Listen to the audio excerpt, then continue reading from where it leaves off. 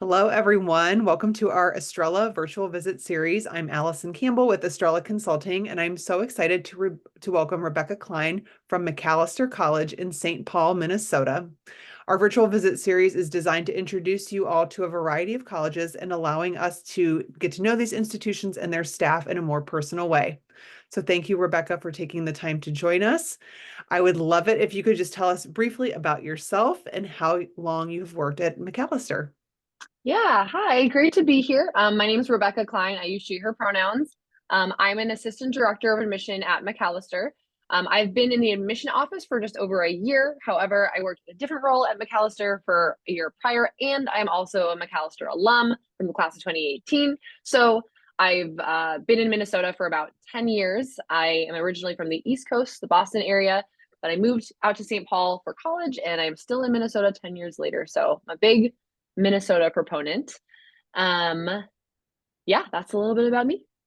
How did you find Macalester? If you're coming from the East Coast, how did you find a Yeah, private liberal arts school in St. Paul, Minnesota? yeah, it's a great question. I knew I was looking for a small college, and I was honestly the biggest rule I had for myself when I was applying was I don't want to have to get on an airplane to go to college, and I ended up breaking that rule, which I'm very happy that I did. And the what got me to Macalester was honestly a liberal arts college in a city. Most of the small colleges I was looking at were in smaller towns, and I felt like the opportunity, the access that I would have being in a city, was pretty unique. And this is further away from home, but it's not very difficult to get around. We have a major international airport in the cities in Minneapolis that can take you just about anywhere. So it is further from my parents than I expected to be, but I really love it here, and it was and continues to be a very good fit for me. It's been really interesting as I've been interviewing a lot of the college counselors to find how many are alums and Hmm. they have just had such a wonderful experience with their undergrad, and perhaps they're pursuing grad school there. And they found their home. And then it's easy to Yeah, recruit students to a place that you love because you've had right. experiences there and you've just grown so much pride for that place, and you have the results to kind of show for it. So that's really neat. I love that Yeah, you came, you stayed, and now you're bringing others to McAllister yeah, as well. exactly. Yep. That's great. So can you tell us a little bit about McAllister, the type of institution it is? You talked a little bit about location, Hmm. maybe the size, just really anything that you think a prospective student would need to know. Yeah, absolutely. So, Macalester is a small private liberal arts college. We usually like to add on liberal arts and sciences college because we feel that like encompasses the very wide variety of different things you can study at Macalester. The way we view liberal arts is that you're going to get a, both breadth and depth in your education. So, wide variety of lots of different classes, and then depth in whatever major or minor you choose. The idea is you're learning lots of skills that are preparing you for any number of potential jobs after you graduate.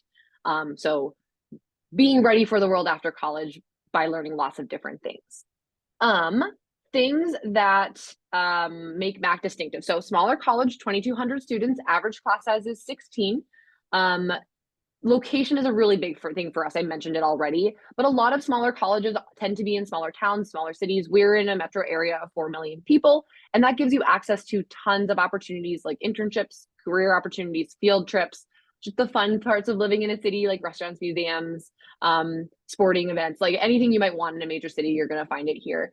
So that's something that draws people to Mac. And then mission also is a big one. So lots of schools have core values, things that sort of guide everything they do on campus. And that is certainly the case for us. I usually advise students that if you are able to define some of your own values and see if any of them overlap with the values of a college, that can be a really good way to see if it's a good fit.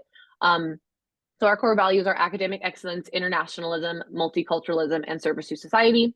Um, big things to note there. About 15% of our student body comes from outside of the United States. Internationalism is sort of baked into both the social side and the academic side of things. So there's a lot of taking whatever discipline you're studying and looking at it on a global lens.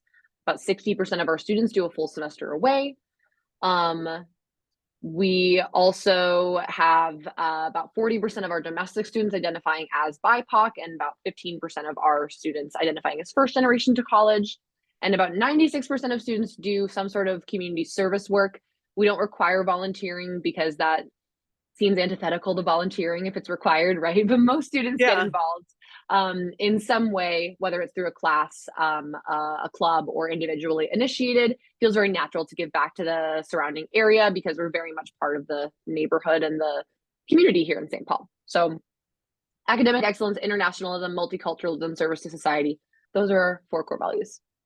That's great. That's really interesting. I think as a small private liberal arts school, just the numbers and the statistics that you gave surrounding your diversity in a variety of Mm, ways is very unique because yeah. sometimes we find with the smaller schools that they do cater to a particular demographic, Mm, whether it be like a regional group yeah. of recruits or like a type of ethnicity or religion or whatever it might be. But the fact that you've got such a diverse population within a small group of undergraduate students is very, very cool. And like you said, it's baked into your mission, and that's something that you're probably looking for as you're Yeah. recruiting. So, Yeah. kind of going right into our first question, what type of student are you looking for when you're recruiting students for Mac? I'll just call it Mac if you don't mind. Yeah. Oh, absolutely. That's what we often say too. Yeah, so I think the first thing that we're looking for are students who are curious, intellectually curious, curious about the world, wondering about ways to make it better. Mac students generally tend to be very socially passionate, politically passionate, ready to get involved. Part of that is that we're in the capital of the state, or right down the street from the state capitol. So students who sort of are tuned in to what's going on in the world, curious about how things work, wanting to get involved, see how they can be part of the community that they're in. That's something we really love to see. Academically, students who are challenging themselves, doing the best that they can in their classes. When we read applications, we read in context. So we do our very best to understand the type of school that a student is coming from, the resources that are available. Every school is a little different in that way. So we want to make sure we're giving heed to where students are coming from. But Macalester is an academically rigorous place, and so the first thing we look for is whether a student is prepared academically, and that's a big piece of it. And then yes, after that, it's that curiosity, that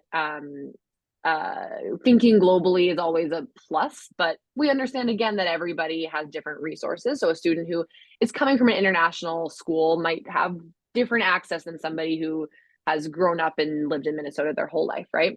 But I think that curiosity is really important. Whatever a student is doing after school, maybe, or over the summer, showing like passion and initiative is always something we love to see too. I think what I always tell students is when we're reading applications is that the best thing that you can provide us with is an authentic look into like who you are, your voice. Like that essay is such a great way for us to see who you are. And learn a little bit more about you. So I always recommend to students like have someone who knows you really well read over this essay and tell you if it sounds like you, right? Sounds like they could hear you saying it. So that authenticity is really important to us too, because it's the best way we have to sort of get to know you.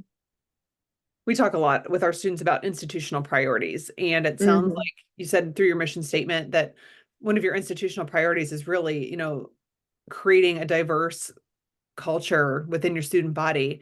And you mentioned, reading your applications holistically and getting some context. And as someone who used to read applications, I Mm-hmm. do know exactly what you're talking about, and using those school report forms to see whether a student, has access to AP curriculum, or can they take CCP, or what's the Mm-hmm. highest level of curriculum at their high school.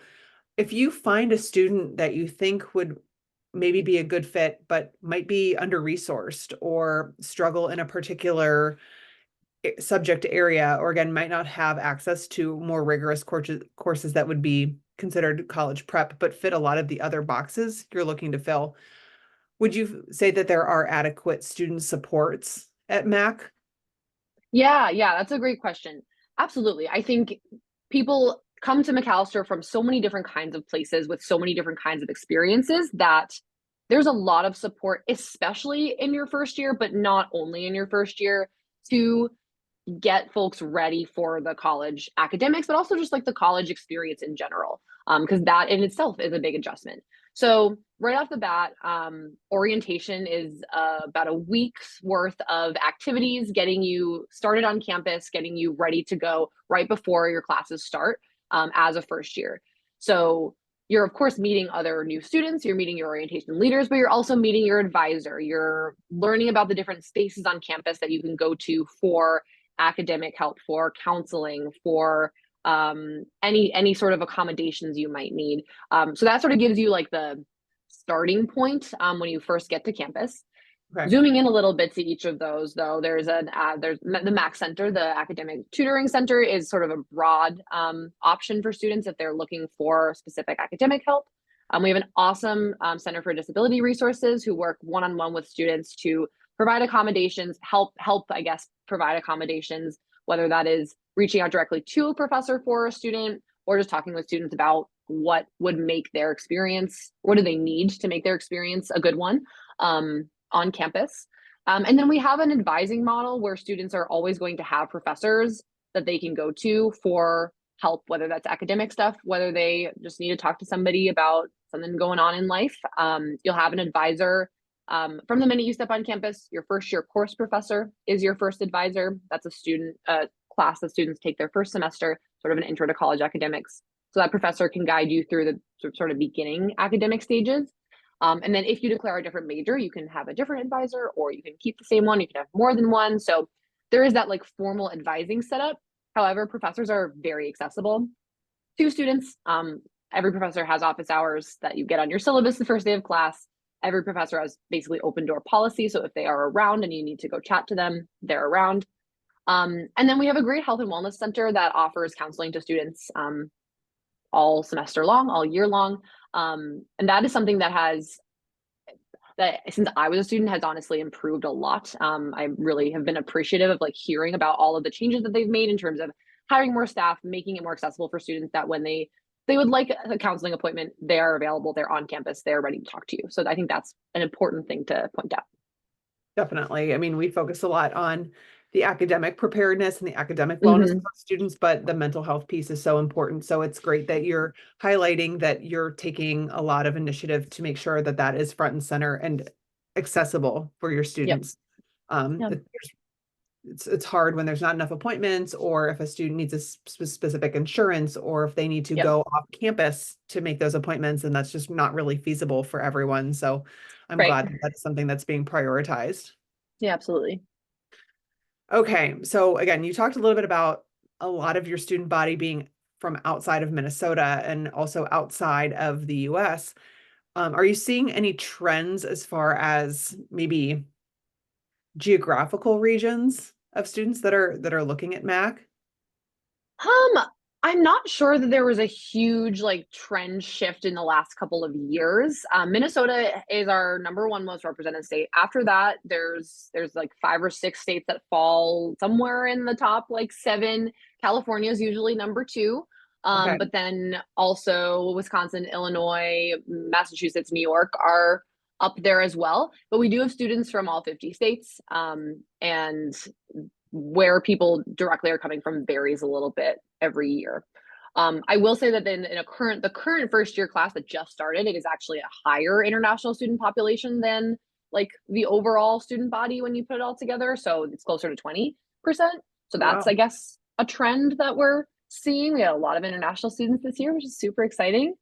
That, Um, but other than that, we've consistently represented all 50 states in about 100 countries. that's great. That's really Yeah. cool. Especially again, small school getting that visibility in the Hmm. international sphere is pretty impressive. Yeah. Yeah, it's awesome. Would you say that there is a particular major that's gaining a lot of traction or gets a lot of attention for students? Again, maybe if you're not super familiar with Mac and you're looking for XYZ major, it's like, oh, well, you should look at Mac. Yeah, yeah. So the most popular majors vary a little bit every year. Our biggest department on campus is our combined math, stats, and computer science department. About 40% of our students major in STEM. So we like to say liberal arts and sciences, right? Like I said, because that's a really big part of academics on campus. Otherwise, popular majors usually bio, political science. We're right down the street from the Capitol. So that's a really big piece of the poli sci department. Economics, international studies is the one that I would highlight as like the something that we maybe are known for. It's slightly different from international relations. International relations sometimes tends to be more like specifically economic or business focused. which is a route you can take international studies at Macalester, but there are other routes as well. So it's very interdisciplinary. International studies majors choose to emphasize in a different department. So you're essentially seeing what does this discipline look like from an international lens. Okay. Certainly, economics, political science, geography are common ones, but you can choose between all of the various departments on campus and sort of figure out what is most interesting to you. So I think that the interdisciplinary nature of that is pretty unique. And then that major also requires study away, as do a number of other majors. So of course, if you're studying internationalism and global citizenship, it makes a lot of sense to take those studies elsewhere, right? So a lot of students do a full semester away junior year, especially if it's required by their major. So I think IS international studies is a big one for us. However, the most popular majors really do fluctuate based on student interest every year. And for your study away, do you call it study Yeah, away, study abroad? Okay. Um, either. okay, I just didn't know if you particularly were calling it study away, like that was Mac's version of it. But do you have a campus abroad, or do you have a sister school abroad, or do you partner with different colleges around the globe? Yeah, so we call it study away because there are some programs that are domestic, which is technically not abroad, Okay. but either term will work just fine. Um, yeah, so we partner with about 90 different programs around the world. A few of them are run through Macalester, but a number of them are either directly enrolling in a university, run through other universities here in the US, programs that are based overseas. There's lots of different kinds of programs you can choose from. We have programs on 6 different continents. There's no program on Antarctica quite yet, but you never know, maybe someday. Maybe. um, but it's typically during junior year for a full academic semester. The Center for Study Away has a number of advisors who work with students, usually starting sophomore year, beginning of sophomore year, to start thinking about what might be a good option based on that big list, like narrowing it down. Um, Tons of options in terms of location, what language you might want to speak if it's not English. Are there classes you need to take to complete your major? Students of any and all majors can and do study away. So they'll work with you to figure out what a good option is. And then they also work with you to get all the checklist items done to prepare to actually go, like getting a visa, what do you need to pack, like where do you route your flight through, right? There's lots to figure out, and they are a really wonderful resource. I think given the emphasis on internationalism, uh, studying away is a really like foundational experience for a lot of Mac students. It certainly was for me. I went to France. I was a French minor. It was a really great like confidence boosting experience that I could thrive in a different part of the world. But Mac students do go like all over the world. So coming back to campus and reuniting with friends who have these like very diverse stories to share was really special too. Yeah, I totally agree with that. I think to anyone who's watching this and our Estrella students, having the opportunity to study abroad, if you can do that and it allows you to still, again, graduate on time or allow you to reach your goals, whatever that might be, take the opportunity to study abroad. It's just such a fantastic experience, like Rebecca had mentioned, from a maturity standpoint to prove that you are capable of living, thriving, surviving in another Yep. country. It's a differentiator when you're going to apply for internships or job opportunities that just really stands out. And as an adult now, having a family, it's just really, really challenging to find, even a week away from a job, from a household, from adult responsibilities, but to have that month or multi-month experience to really immerse yourself in a culture at the expense of, whatever the college experience might be, just definitely take it. And again, it's not for everybody, but rarely do people regret the Yeah. opportunity they've taken to study abroad. So I'm a huge fan of it. I'm a big proponent of it. And hopefully if you're watching this, you'll consider that. And it sounds like Mac is a great place to do that. And again, I think it sounds like it's more normal. It would be like less normal to not go. Yeah, yeah, yeah. More than half of students do this the full semester away, and it's just very linked into the mission, the core values that we talked about earlier. So it fits pretty well. So you talked a little bit about international studies kind of being that niche program. Do you have one that you feel like is flying under the radar, like one that's really cool or unique that students may not know about? That's a great question. So one of our newest majors is data science, which is, at first the question that I had was like, okay, we already have a stats major. So what is the differentiator here? So what I've learned is that stats is more of the like pure math side of data of numbers, and data science is again that more interdisciplinary side. How do you apply that to other fields, like using data in a geography context, using data in a political context. And that's something a lot of our students have taken advantage of. So I think it's cool that we have, I think it used to be a concentration and now has been elevated to a full major. So that's also part of that math, stats, and computer science department, which is the biggest department on campus. And each of our departments in that space, in the STEM area of campus, has their own lab space. There's going to be a lot of hands-on work of like actually working with data, actually like seeing how it applies to real world issues, taking it in outside the classroom to actually see what it looks like. So I think that's what we highlight as like one of our newer, like exciting additions for students who are looking to take that statistical component, but bring it out into the broader context. Right. That's a good answer. And thank you for explaining that because I think that is pretty common that people think data science, like it's you're analyzing Right. data, but Yeah. really like applying that to something that's external to the math element. Yeah, for It's sure. pretty interesting. Yeah. Okay, let's talk a few specifics. Do you have an honors program at Mac? And if so, what is the criteria? We don't have an honors program, no. There's one sort of undergraduate college, and everybody is graduating from the same institution with a Bachelor of Arts. Okay. How about scholarships? So when someone is applying to Mac, are they automatically considered for scholarships, or is there anything that a student could do that would maybe lend itself to like a hidden scholarship or a named scholarship or something that isn't right there during the Yeah. application process? Yeah, so there is a lot of financial aid available at Macalester. We have both need-based aid and merit-based aid. Starting with merit-based aid, you do not need to fill out a separate application to be considered for merit-based aid. Any student that applies is automatically considered. There aren't any sort of additional things to look for. It really is just like submit your application and you're good, you're golden, you're considered already. Need-based aid, Macalester is one of about 100 colleges that meet 100% of demonstrated financial need. So what that means is when families are filling out a FAFSA or a CSS profile to apply for financial aid, our financial aid team works with families to figure out what is a reasonable amount for a family to contribute to tuition, whatever the difference is between our sticker price and that contribution number. Macalester is dedicated to meeting that difference with aid. About 85% of that aid is grants, meaning it doesn't need to be repaid.